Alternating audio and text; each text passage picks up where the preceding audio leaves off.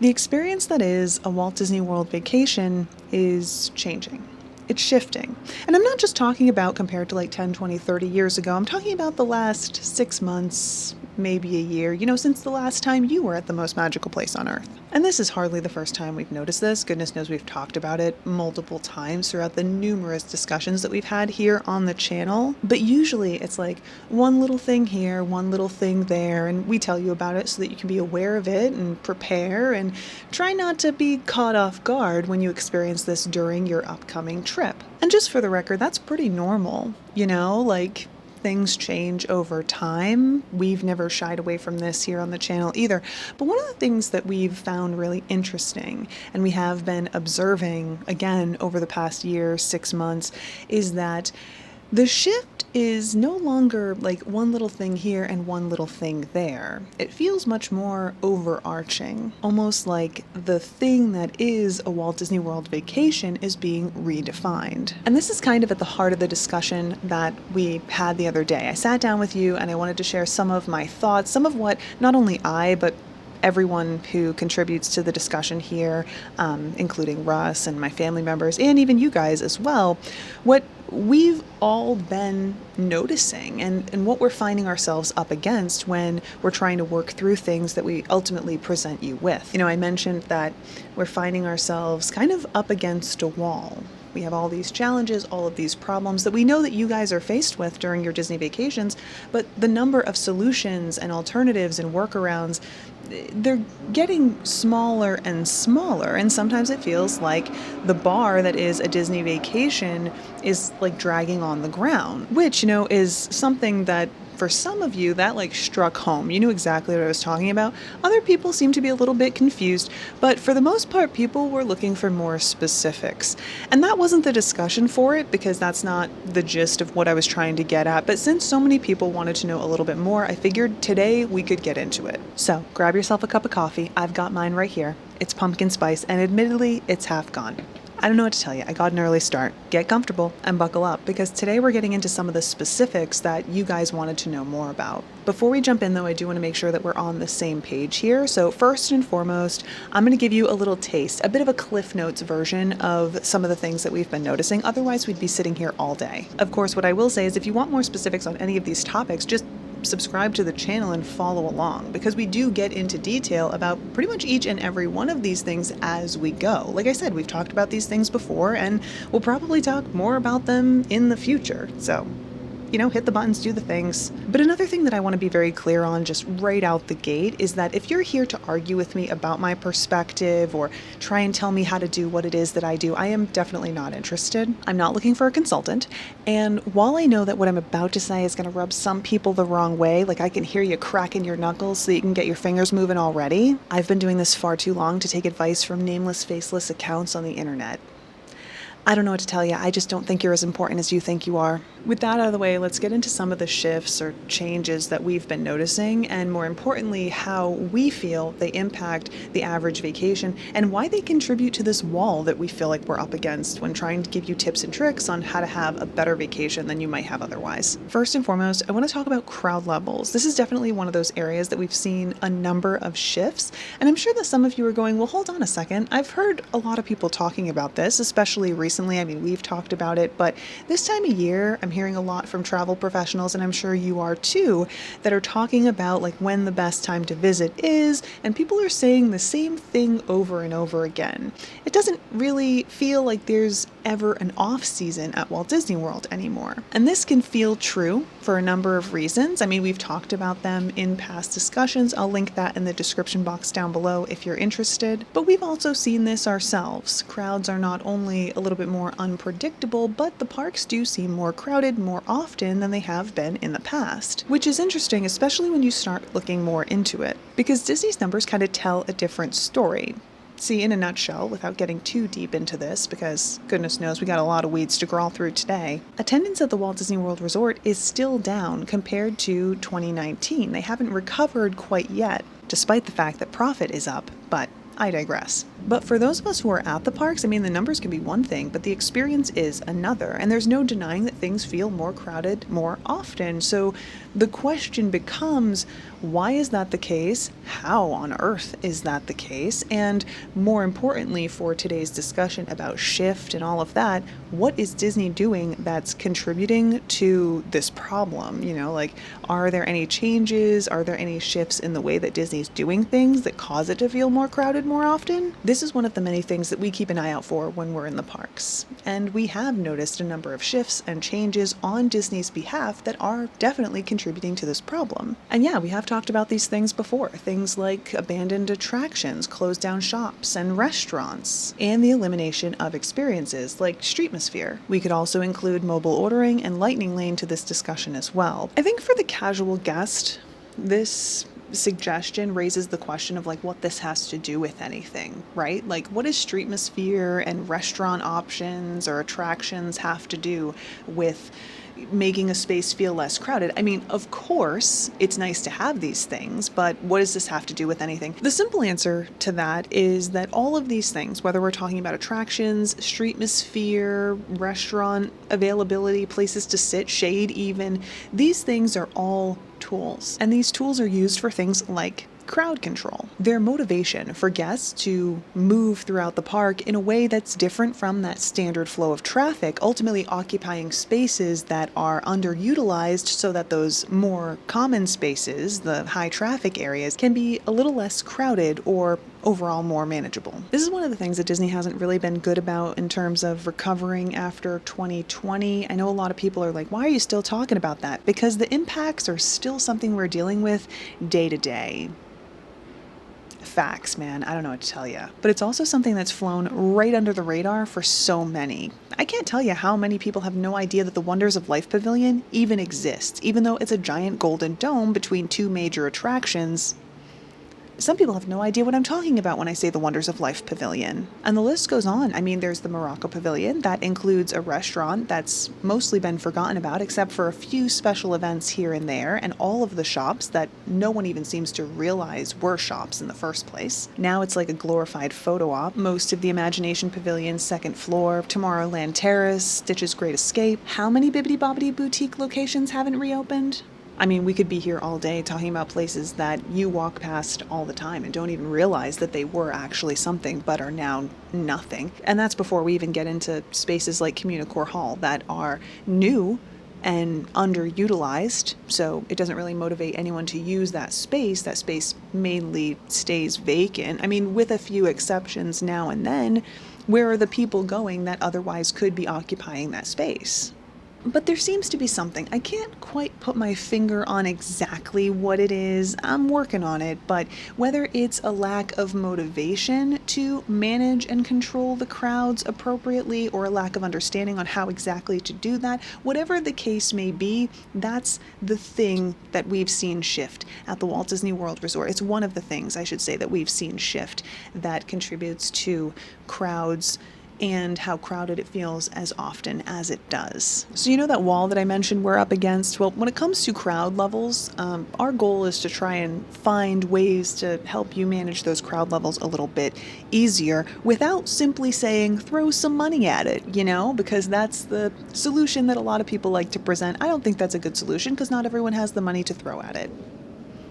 Simple as that. But we have found that as a guest, managing the crowds, trying to find workarounds, it's not as easy as it once was. Like, is there a way to do it? Yes. For us, what seems to work the best is rope dropping. The earlier you arrive, the more likely you are to experience the park, at least for a stretch of time, with less crowds, though that's not always a guarantee, but it works more often than it doesn't, at least in our opinion. Stay in the parks later is another one of those pieces of advice that we used to give all the time. It was a great alternative if you were looking for lower crowd levels, and while sometimes it can still work, we found that it's not as reliable or replicatable an option as it has been in the past. And we've talked a little bit bit as to why we think this is the case. We have noticed a shift in parenting style. Parents are more likely to keep their kids out later than they have been in past years. And that's another shift that, while it is directly related to guest habits and the way that they go about doing things, I think that it's exacerbated by some of the problems that we've noticed in the parks. What I'm ultimately getting at here, without kind of,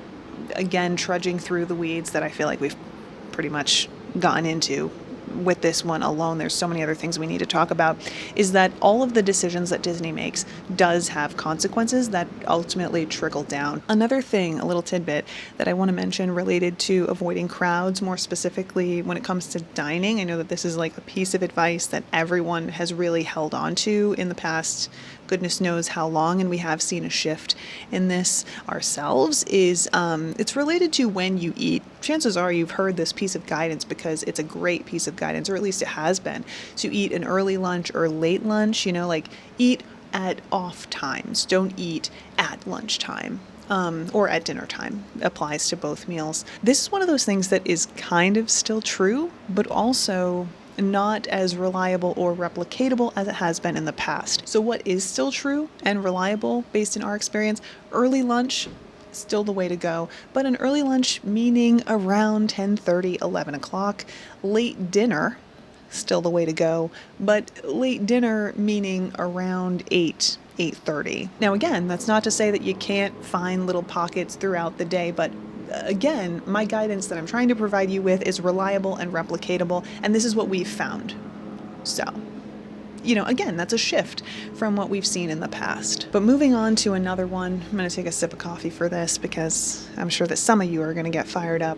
Customer service. The gold standard of customer service that Disney once had is no longer a thing like it once was. While there are still amazing cast members at the Walt Disney World Resort who go above and beyond, and they really are the magic, the reality of the situation is that it's 50-50 as to whether you're going to have the best experience that you've ever had in your life, or you're going to be brushed off by cast members who would much rather discuss their weekend plans than even be bothered with you. And that's uncomfortable to hear, but it's a fact nonetheless. Now, how that translates to your vacation experience or to a first-timer's vacation experience is that, sometimes you're going to find yourself face-to-face with a cast member who just can't be bothered.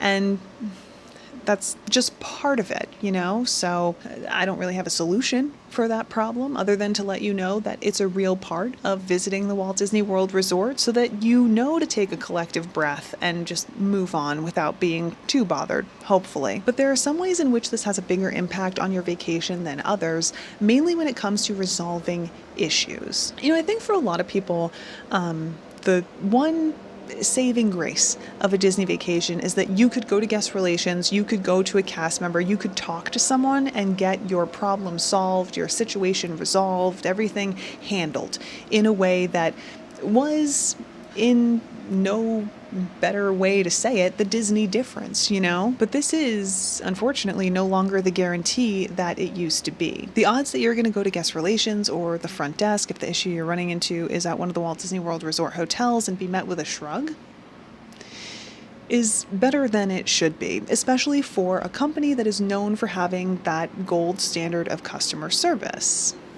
I mean, that's why they have such a loyal fan base as they do, isn't it? I mean, of course, among other things, but for many people, that is the thing that they talk so highly of. I had this issue and Disney resolved it. Now, we're always looking for solutions, right? We're always trying to find the information that we can share with you, the guidance we can provide you with so that you can get where you want to go, so you can resolve the problems that arise. Unfortunately, this is one of those areas that there isn't really a good solution. I mean, don't get me wrong. You should be nice. You should be respectful. You should be kind, right? But that's not going to guarantee your problem is resolved.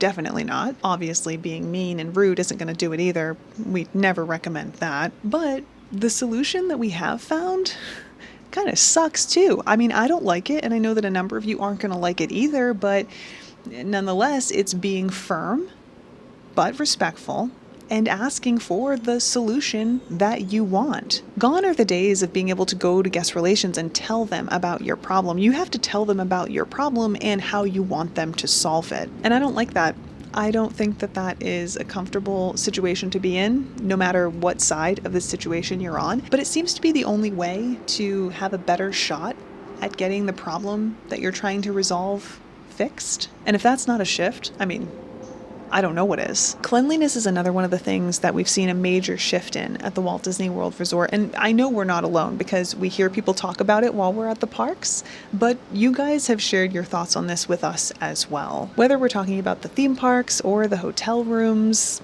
things just aren't clean. You can go to the parks first thing in the morning, like rope drop the parks, and see so much trash from the night before, sticky tables, things just haven't been taken care of, which to me kind of feels like something I've mentioned in the past as well, like the elimination of the graveyard shift at the Walt Disney World Resort. It seems like the parks close and then nothing gets done until the next morning. I don't know that that's true, but it definitely seems to be. But in some cases, things aren't getting done at all. I can't tell you how many times I've seen trash one day, then I don't go to the parks for a couple days. I come back, a few days later, and that same trash is in that same spot. It's kind of ridiculous and almost a little bit comical, or at least it would be if we weren't talking about a place that's supposed to be this, again, like gold standard of quality and customer service. But we can have a very similar conversation when it comes to hotel rooms as well, which actually to me feels a lot more shocking than, some trash that ends up hanging around for a couple days at the theme parks. We have had some incredibly disappointing experiences when it comes to cleanliness at the Walt Disney World Resort. And I don't even know how to describe it other than unacceptable. There should never be an instance where you're going to a hotel that's hundreds and hundreds of dollars per night and seeing black grime on the shower head that you clean yourself with a baby wipe because you happen to have one, bring to the front desk, go, "What's up with this? This is not clean," and they just shrug. That is not how this should go. Certainly not at a place that prides itself, in air quotes, I suppose, on being a quality experience. That's what you expect from that cheap place down the road. And when I tell you we have had so many experiences like this, it's wild. And it's something that, again, we don't really have a good solution for. Our answer for you should not be prepare to clean your hotel room when you arrive. Not at a place that's $500, $600, $700, $900 per night. That's absolutely unacceptable, in our opinion, but quality is another thing that makes the list for us. We're definitely seeing a shift in quality, not just when it relates to one thing, but when it relates to so many things. So just as a little bit of an overview, when it comes to things like merchandise, we're seeing that the quality is just hit or miss, not only with different types of items, but item to item. It's one of the reasons that we always say you have to really look at the item that you're picking up off the shelf. Don't just grab it and run to the register. Check it for defects, do a little bit of QA on your own. It shouldn't be necessary, but nowadays it is. A great example of this that I'm going to share with you, someone was talking about their experience with Pin Drop Tuesdays. This is something that happens Tuesdays when the limited release pins come out. Pin collectors make sure that they're right there early so that they can get the pins that they're looking for. And it's usually like a quick pace thing. This person got the next pin in the collection that they're working on, and as it turns out, the pin had defects, but because they didn't notice at the time, they went back and they were like, hey, this pin has issues, but they were already sold out. You know what I mean? So that's something that you definitely want to just be aware of. It's a shift. It's something that wasn't necessarily a problem for as many products in the past, and it just feels like it is nowadays. So take some extra time, slow down a little bit. That's our guidance on that one. But another area that we've also seen a shift in quality, I guess that's the best way to describe it. Let me know if you think there's a better way to define this particular issue, but is over at the Epcot festivals, the food that you're ordering is more likely in the past 6-12 months-ish to arrive with missing ingredients than it has been in the past, at least in our experience. The tricky thing about this one is that in a number of cases, we found that you go to the register, you order that item, you pay for that item, and then when you present your receipt to be given that item, that's when they tell you that something is missing. This thing that's supposed to have Spam actually doesn't have Spam, it's just standard pork in this dish. Okay, fine, but that's not what you were here for. That's not what you paid for. One notable example of this from a past festival was this like fig cheesecake that was being served without the fig. Okay, but again, this isn't what I paid for. Is this something that we're noticing happening more frequently than it has in the past? Yes. Do we have a solution for this? No. It's just one of those grin and bear it things. I mean, I suppose you could ask for a refund or go to guest relations or something like that, but let's be real here. Most people, when you're eating at one of these food booths, it's crowded, it's busy, you're hungry, like, that's not really a feasible solution, is it? So, I don't know. That's just another one of those things that, again, we've noticed this shift, which is a change in quality, a shift in quality, but it's part of that wall that we're up against. How do you not find yourself in this situation? Another shift that, again, we've talked about in the past is related to, I suppose we could call it identity. What exactly is the Walt Disney World Resort and who is it for? In some ways, this conversation has come up in regards to like, is this a kids park? This is something that I've actually been talking about kind of on and off with our channel members and some of our like weekly discussions. We sit down and we do live chats and we talk about things that are on my mind. And this conversation has come up a few times. A lot of people like to call the Walt Disney World Resort or the theme parks here at Walt Disney World kids parks, but are they? Are they really? I would argue that the answer is no, which is part of a much bigger discussion that we can get into some other day. But simply put, some of the decisions that are being made at the Walt Disney World Resort right now don't really feel like they reflect a whole lot of consideration for the kids who might be visiting. For example, there are a lot of bars and lounges being added to the Walt Disney World Resort, and while there may be some, mocktails, some alcohol-free options, it's certainly not an extensive menu, definitely not one that I would say accommodates adequately for the younger guests who might find themselves in these spaces. There are so many other ways in which there is, at least in my opinion, also a lack of consideration for younger guests. Things like high top tables that some guests might not be able to reach, standing room only spaces like at Beacon Barrel and Oga's Cantina, lack of shade, which would be great for all guests, but is especially important for those younger guests. I'm talking toddlers and babies who can't regulate their own body temperatures or adequately communicate when there might be an issue or that some shade might be necessary. This is one of those things that also could accommodate for disabled guests as well. It's an issue that we don't really see addressed in the parks. It's certainly not at the forefront of problems being resolved at the Walt Disney World Resort. Piggybacking on this, we can't forget about the major shift to the Disability Access Service over at the Walt Disney World Resort and at Disneyland. I know we're focusing on Walt Disney World today. It basically left behind a huge chunk of the disabled population who utilized that service to enjoy the Walt Disney World Resort and in many cases keep themselves safe. And sure, some alternatives were presented, but those alternatives are hit or miss, and quite frankly, they're not feasible for a number of people as well. So that's a major shift. Again, there really is no good solution to that. But, going back to the whole, who is this park for thing? I know I just kind of skipped over that to touch on the Disability Access Service, but there's also a conversation to be had about whether or not the park is for tourists or for the local population.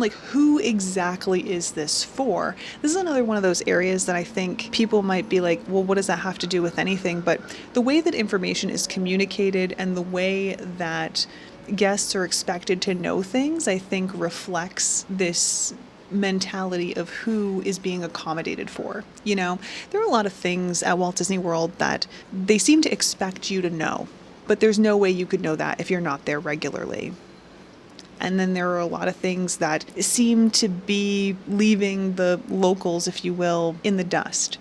So it can also be confusing in trying to pull information together and give people guidance on what they should be looking up and how they should be looking up, and trying to reach people who might be familiar with the parks, but they aren't locals and here all the time. It's a very confusing experience to visit the Walt Disney World Resort, and it's becoming more confusing as the time goes on, as time progresses, which is also a shift. Visiting vacation destinations, just for clarity's sake, before we move on from this, is always challenging. There are always going to be things that you don't know, and there are always going to be changes. But the way in which those things change and how those changes are communicated is really important. And that's on Disney, to make sure that they're communicating those things in the best way possible. And they aren't.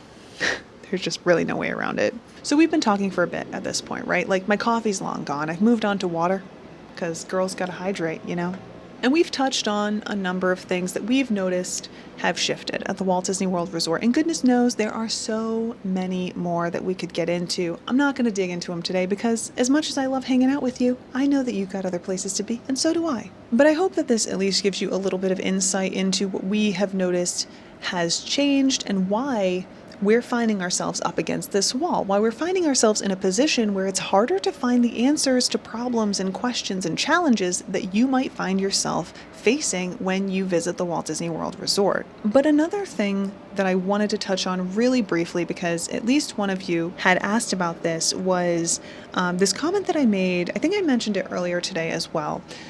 When I said that the bar that is a Disney vacation is getting so low that it's dragging on the ground. This is something that is, at least in my opinion, a result of not only all of these shifts, all of these changes that we've talked about today kind of piled into one, but also as a result of another shift that we've seen in the past couple years alone.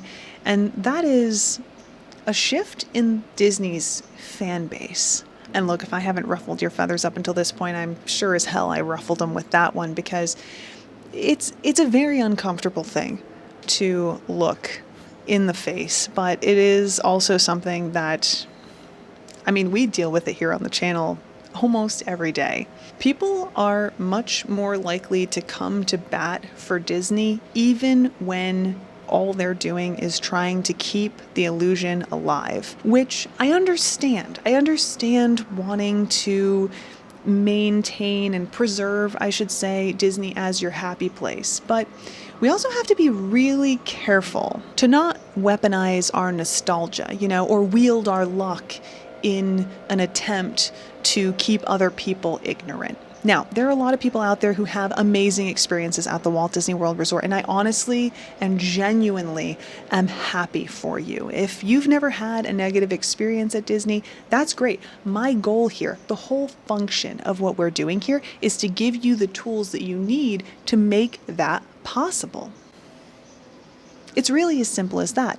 But as someone who's been around the block a few times, I am very well aware that ignorance is not the way to make that happen. Ignorance isn't bliss, no matter what the old saying might be. You need the information to prepare accordingly, and you need to prepare accordingly to ensure that you have a positive experience. No amount of pretending or fantasy is going to take that away. And for a lot of people, unfortunately, they're really holding tight onto that fantasy, which is fantastic for them. And if that is you, you do you. But you don't get to have that fantasy and hold on to it and also bang someone else who's trying to make sure that they're making the right decisions over the head with it. That's just not the way that this goes.